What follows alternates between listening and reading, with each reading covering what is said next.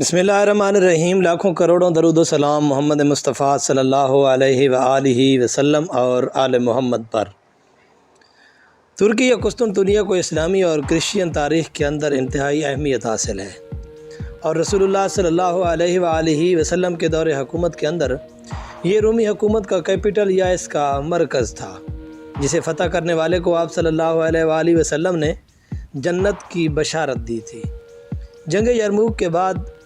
رومی سلطنت کا خاتمہ ہو گیا، مگر قسطنطنیہ ابھی تک رومی حکومت کا حصہ رہا۔ مسلمانوں کے دور خلافت اور دور ملوکیہ کے اندر اسلام دنیا کے کونے کونے تک پھیلنے لگا، لیکن قسطنطنیہ اس وقت بھی فتح نہ ہو سکا۔ 1453 کے اندر سلطنت عثمانیہ کے سلطان محمد فاتح نے اسے فتح کیا اور رومی حکومت کو جڑوں سے ختم کر کے اس کے دل پر اسلام کا جھنڈا گاڑ دیا، اور رسول اللہ صلی اللہ علیہ وآلہ وسلم کی پیشن گوئی ان کے حق میں قبول ہوئی، اور قسطنطنیہ یا موجودہ ترکی کو ہی خلافت عثمانیہ کا مرکز بنا دیا گیا۔ صلیبی قوتوں کے لیے یہ خلافت سینے میں چبھے تیر کی طرح تھی، اور یہ صدیوں تک اس انتظار میں رہے کہ کب ان کو موقع ملے اور وہ اپنے کھوئے ہوئے مقام، اپنا غرور، اپنی شان و شوکت یعنی قسطنطنیہ کو ایک بار پھر سے حاصل کریں۔ آخرکار انہیں یہ موقع پہلی جنگ عظیم کے اندر ملا، جب سلطنت عثمانیہ کے مخالف اتحادی فوجیں، جن کے اندر فرانس، جرمنی، برطانیہ، Russia, Italy, Romania, Canada, Japan اور امریکہ تھے، ان سب نے اکٹھے ہو کر سلطنت عثمانیہ اور اس کے اتحادی جرمنی، آسٹریا اور بلغاریہ کے خلاف جنگ کی۔ عثمانی فوج کا جرمنی کے ساتھ مل کر لڑنا، عربوں کی بغاوت اور غلط پالیسیز کی وجہ سے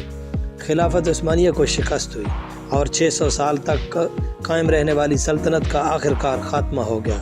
جس کے بعد 40 نئے ملک وجود میں آئے۔ لہٰذا موقع سے فائدہ اٹھا کر زبردستی ترکی کے ساتھ ایک معاہدہ کیا گیا، تاکہ ترکی اپنی حد میں رہے، عالمی دنیا کے اندر اس کا کوئی کردار نہ ہو۔ اس معاہدے کی مدت 100 سال تھی۔ اس معاہدے کا نام معاہدہ لوزان دیا گیا۔ اس کے مطابق 5 بڑی شرطیں رکھ کر ترکی کے ہاتھ پاؤں باندھ کر اسے ایک سائڈ پر پھینک دیا گیا، تاکہ کبھی وہ سر اٹھا کر دنیا میں عالمی طاقتوں کا مقابلہ نہ کر سکے، اور اس معاہدہ لوزان پر فیلڈ مارشل مصطفیٰ کمال اتا ترک نے دستخط کیے، اور ترکی کو ایک سیکولر ریاست کے اندر بدل دیا گیا۔ مصطفیٰ کمال اتا ترک نے اسلام کی مخالفت کے اندر ہر وہ کام کیا جس سے کرنے سے اسلام کے اندر منع کیا گیا ہے۔ یوں ترکی ہر دن اسلام سے دور ہوتا چلا گیا۔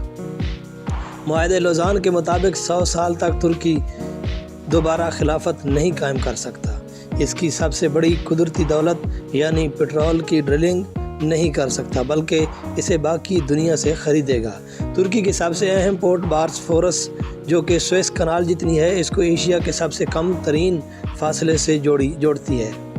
جس کی ایک طرف بلیک سی اور دوسری طرف میڈیٹرینین سی۔ اسے عالمی ملکیت قرار دے دیا گیا، یعنی ترکی یہاں سے گزرنے والے کسی بھی بحری جہاز سے کوئی ٹیکس وصول نہیں کر سکتا۔ ترکی کے بے تحاشا دولت اور سلطانی جائیدادیں برطانیہ اور اس کے اتحادیوں کے پاس چلی گئیں، اور ان کی اولادوں کو ملک سے نکال دیا گیا۔ اب اس معاہدہ لوزان کی مدت 100 سال کے بعد یعنی 2023 کے اندر ختم ہو رہی ہے، جس کے بعد یہ تمام پابندیاں ختم ہونے کے بعد دنیا کو ایک بہت بڑا بدلاؤ دیکھنے کو ملے گا، اور ترکی اپنے وسائل کو ایک بار پھر سے حاصل کر کے دنیا کی مضبوط ترین معیشت کے طور پر سامنے آئے گا، اور اپنے انہی وسائل یعنی پٹرول کی ڈرلنگ کے بعد اسے بیچ کر اور پورٹ پر ٹیکس لگا کر بے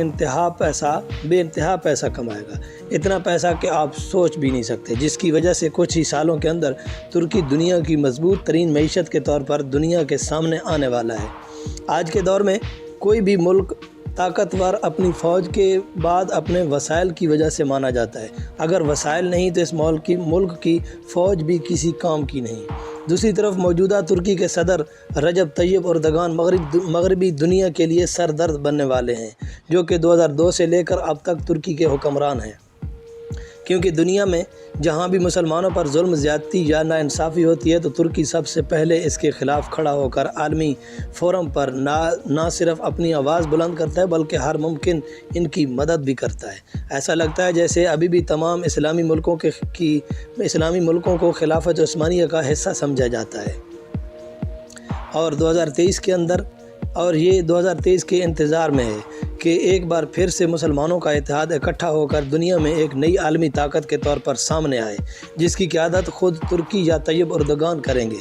کیونکہ طیب اردوغان کی قیادت کے اندر آہستہ آہستہ سیکولر ترکی کو ایک بار پھر سے اسلامک ترکی کے اندر بدل دیا گیا ہے، اور وہ بار بار کہہ چکے ہیں کہ 2023 کے بعد موجودہ ترکی بالکل پہلے جیسا نہیں رہے گا، اب بلکہ عالمی سیاست کے اندر اپنا کردار ادا کرے گا۔ اور بالکل یہی وجہ تھی کہ 2016 میں امریکہ نے اردوغان کے خلاف فوجی بغاوت کروائی، جسے ترکش عوام نے ٹینکوں کے آگے لیٹ کر ناکام بنا دیا۔ طیب اردوغان نے اعلان کر دیا ہے کہ وقت آ گیا ہے کہ ترکی کو ایک نیا آئین دیا جائے،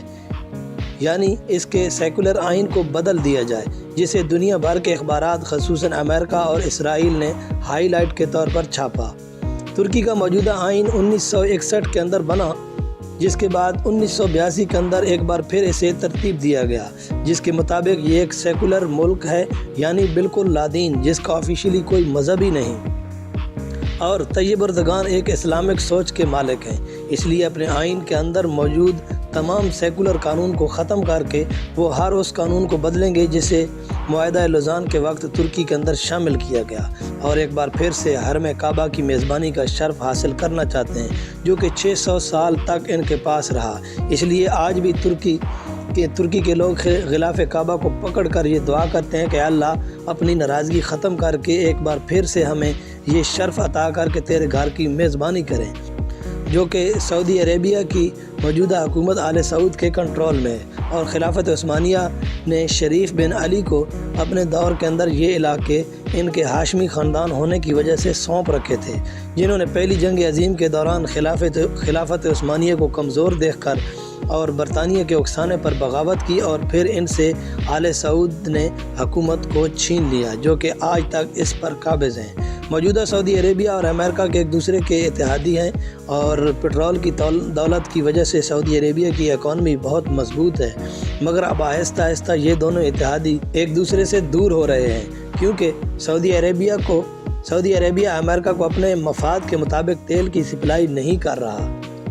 اور دوسرا آنے والے وقتوں میں الیکٹرک گاڑیاں اور سولر پینل کی وجہ سے دنیا کو تیل کی ضرورت باقی نہیں رہے گی، لہذا سعودی عربیہ بھی اس وقت کے آنے سے پہلے اپنی اکانومی کو ٹورزم پر شفٹ کر رہا ہے، اور امریکہ کو چھوڑ کر چائنا کے زیادہ قریب ہو رہا ہے، کیونکہ یہ دونوں ملک ایک دوسرے کے ملکوں کے اندر اچھی خاصی انویسٹمنٹ کر رہے ہیں، اور چائنا اور امریکہ ایک دوسرے کے اکانومیکلی طور پر مخالف ہیں، اور اسی وقت میں اگر معاہدہ لوزان کے خاتمے کے اندر ترکی کی اکانومی سٹرونگ ہوتی ہے تو ممکن ہے کہ انہیں مسلمان ملکوں کے اتحاد سے ووٹنگ کے لیے کہا جائے گا کہ حرم کعبہ اور مدینہ کی میزبانی ترکی کے حوالے کی جائے، تب شاید ترکی اپنی دلی خواہش کو ایک بار پھر سے پورا کر سکیں گے، لیکن ظاہر ہے کہ سعودی حکومت ایسا بالکل نہیں چاہے گی، اور یہی وجہ ہے کہ ترکی اور سعودی عربیہ کے تعلقات شروع سے ہی انتہائی خراب ہیں۔ طیب اردوغان نے عدلیہ، فوج اور اپوزیشن کے اندر بنا لڑائی کروائے انتہائی سمجھداری سے مغرب کے جمہوری نظام کو بدل کر صدارتی نظام کو نافذ کر کے اس کی شروعات بھی کر دی، جو کہ اسلامی خلافت کے قریب ترین کا نظام ہے۔ دنیا کی اکلوتی اسلامک نیوکلیئر پاور پاکستان اور اگلی اکنامیکلی پاور چین کے ساتھ اور رشیا کے ساتھ ایک پلان کے تحت تعلقات بہتر کر لیے ہیں کہ ہمیں آنے والے وقت میں کس بلاک کے اندر رہنا ہے، ہمیں کس کی مدد کی ضرورت ہوگی، جس سے یہ بات صاف طور پر ظاہر ہوتی ہے کہ وہ مستقبل کے اندر خلافت تو نہیں لیکن یونائٹڈ نیشن یا نیٹو جیسے ایک عالم اتحاد کو بنانا چاہتے ہیں، اور اس کے ساتھ ساتھ اسلامی ملکوں کا اتحاد جس کے اندر ملیشیا، انڈونیشیا، پاکستان، ایران اور کئی سنٹرل ایشیا کے ممالک بھی شامل ہوں گے، اس کو بھی ضرور بنائیں گے۔ اس کی قیادت وہ خود کریں گے کہ مستقبل میں پہلی جنگ عظیم کے جیسے حالات دوبارہ کبھی پیدا نہ ہوں۔ دنیا کے اگلے 5 سال انتہائی اہم ہیں کیونکہ ترکی کے اندر صدارتی انتخابات ایک بار پھر سے 2023 کے اندر ہونے والا ہے، اور اگر ایک بار پھر سے طیب اردوغان صدر بنتے ہیں تو ترکی کے خلاف سازشیں بھی زور پکڑ جائیں گی اور عالمی طاقتیں اپنا میڈیا استعمال کر کے لوگوں کا برین واش کریں گی، کیونکہ اکنامکلی اسے پھنسانے کے لیے ان کے پاس کوئی آپشن بچا ہی نہیں، کیونکہ ترکی نے اپنے تمام تر قرضے IMF سے لیے گئے سب ادا کر